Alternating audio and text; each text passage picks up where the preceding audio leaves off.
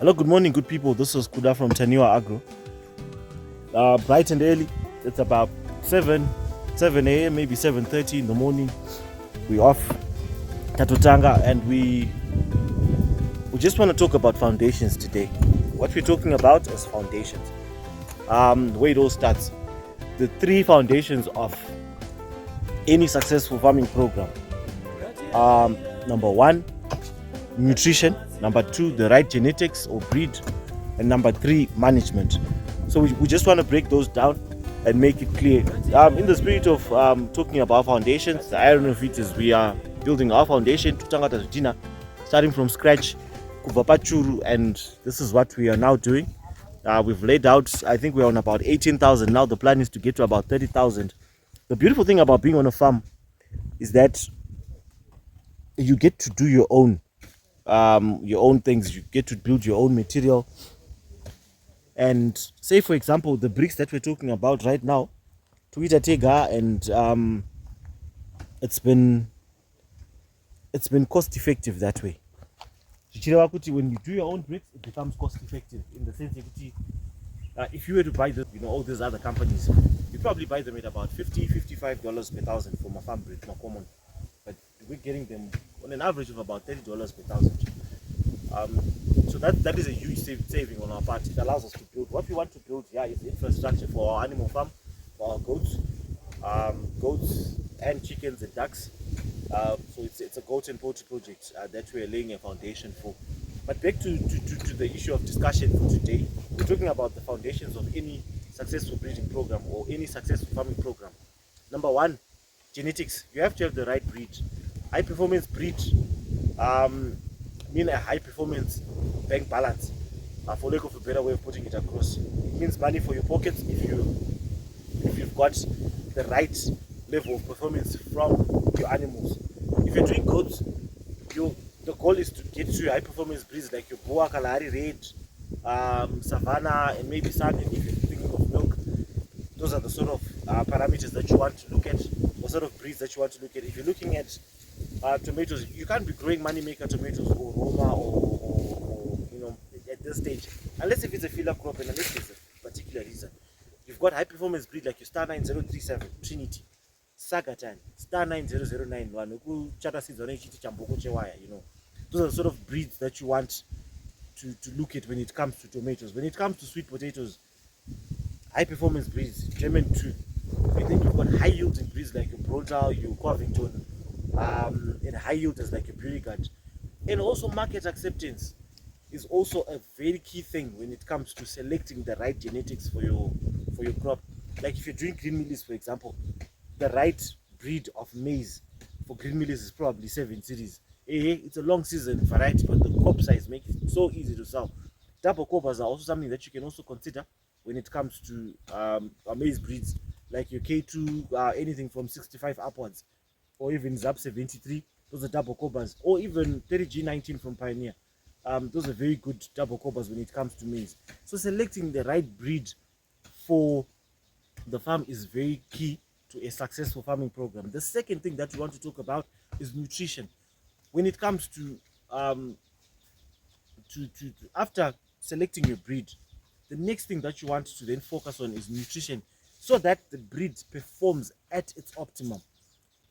If you're going to buy, say, Boer goats and not feed them well, they're just going to perform like ordinary goats. You're not going to get the rewards from it. But if you feed them right and do them right, you get the results that you want. If you put in the right amount of fertilizer, feed your fertilizer, your tomatoes right, you get close to the breed standard of that particular breed, which makes it a very viable option. Instead of just planting the right variety of tomatoes and not feeding them, and then you don't get the performance of the breed as you'd have expected. So it is very important to make sure you've got the right nutrition. When it comes to goat farming, the right nutrition means a balanced diet. You need to have the right amount of fiber in their diet, the right amount of protein in their diet, and the right amount of energy in their diet in terms of carbohydrates. And most people would think when you're talking about nutrition for goats, you have to buy most of these things. We recently did a video on Chekecha, Msekesa. I don't know what other names you can You can call this this plant, but the video is available on our YouTube channel. You can check it out. It's a 15.5% protein legume, which is just available in the field. You just have to collect when they're ripe and store them. When they're ripe, they're pods, and then you just chop them up and feed to your goats, and then it adds and improves the protein value of your feed for your goats. We've got other options as well. We've got acacias that we can use. In Ndebele, they call it mchachacha, I think. That is in Ndebele. But we call it Bangara. Bangara has these little pods that come up, when they mature. Those are also high protein options, high fiber, and they also carry a lot of vitamins and nutrients. You can see in the picture what the pods look like and what the tree looks like. In the adjacent clip, our goats, whenever we lose our goats, whenever we can't find them, we usually find them under those trees because they enjoy eating those things and they're available in the veldt. You can store them up as well.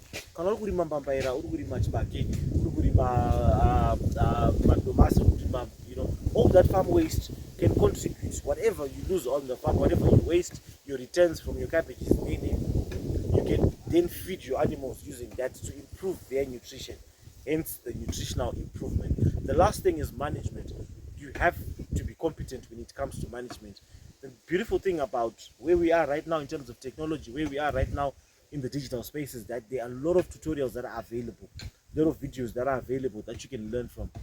The key thing for management in any situation is knowing and knowledge. We have a knowledge gap in this country, and it is very important that you try to acquire as much knowledge as you can on the project that you are trying to do, so that you have the right equipment in terms of knowledge. We always say knowledge is half the battle.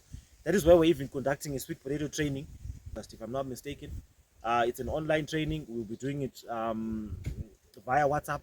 You can join that training. We'll forward a flyer. It will be there.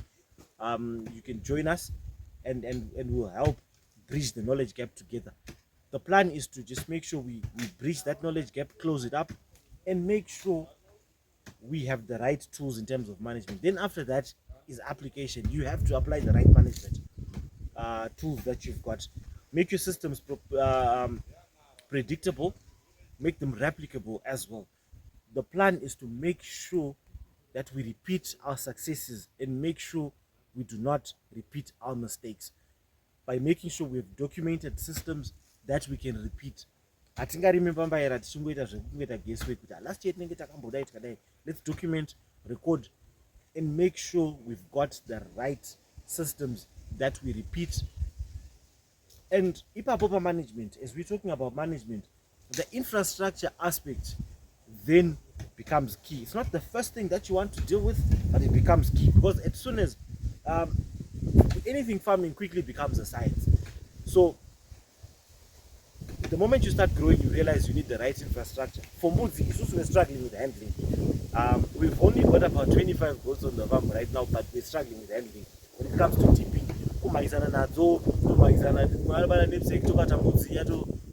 to spray, and it's okay. We're dipping our goats. We're just making sure in terms of management they're okay, but in terms of infrastructure, we don't have the right infrastructure. We need to build spray races for our goats and just make sure we dip them right, because imomomo not the stressor, and the susu, when we get frustrated, we don't do the job as well as we're supposed to.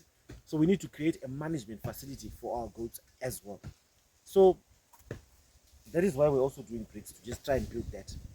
So just to summarize, your 3 keys to any successful farming program. Number 1, breed the right genetics, whether it's a crop, whether it's an animal, you need to have the right genetics. Number 2, nutrition. You have to feed whatever enterprise you're doing, you have to feed it right and protect it from your 3 Ds: disease, demand, and drought.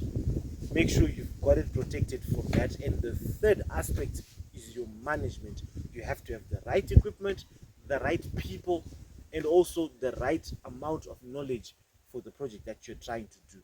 Thank you so much for watching. This is Kuda from Tanua Agro. It's been a blessing.